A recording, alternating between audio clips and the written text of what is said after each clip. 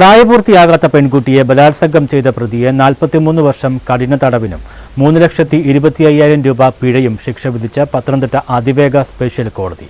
തിരുവല്ല കൊട്ടത്തോട് ആദിത്യൻ എന്ന് വിളിക്കുന്ന KS സരുണിനെയാണ് special കോടതി ജഡ്ജി ഡോണി തോമസ് വർഗീസ് ശിക്ഷിച്ചത്. 2023 നവംബർ 30-നാണ് കുട്ടി പീഡനത്തിന് ഇരയായത്. തിരുവല്ല മഞ്ഞാടിയിലെ കമ്പ്യൂട്ടർ സെന്ററിൽ വെച്ച് പരിചയപ്പെട്ട പെൺകുട്ടിയുമായി സൗഹൃദത്തിലായ പ്രതി സംഭവ ദിവസം സ്കൂട്ടറിൽ മഞ്ഞാടിയിൽ നിന്നും കയറ്റിക്കൊണ്ടുപോയി ഇയാളുടെ വാടക വീട്ടിലെത്തിച്ച് ബലാത്സംഗം ചെയ്യുകയായിരുന്നു. പിന്നീട് ചികിത്സയ്ക്കായി കോട്ടയം മെഡിക്കൽ കോളേജ് ആശുപത്രിയിൽ പ്രവേശിക്കപ്പെട്ട വിവരമറിഞ്ഞ് തിരുവല്ല പോലീസ് കുട്ടിയുടെ മൊഴി രേഖപ്പെടുത്തി കേസെടുത്തു. അന്നത്തെ SI അനീഷ് അബ്രഹാമാണ് FIR രജിസ്റ്റർ ചെയ്ത് അന്വേഷണം ആരംഭിച്ചതും പ്രതിയെ ഉടനടി പിടികൂടിയതും.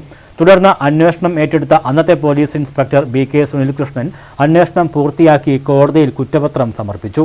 കുട്ടിയെ കടത്തിക്കൊണ്ടുപോയതിന് 10 വർഷം കഠിന തടവും 1 ലക്ഷം രൂപ പിഴയും വിധിച്ചപ്പോൾ പോക്സോ നിയമത്തിലെ വകുപ്പുകൾ 6(5) പ്രകാരം 30 വർഷം കഠിന തടവും 2 ലക്ഷം രൂപ പിഴയുമാണ് വിധിച്ചത്.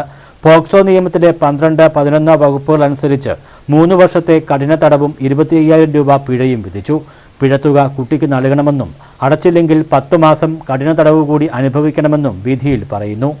News bureau, Pathanamthitta.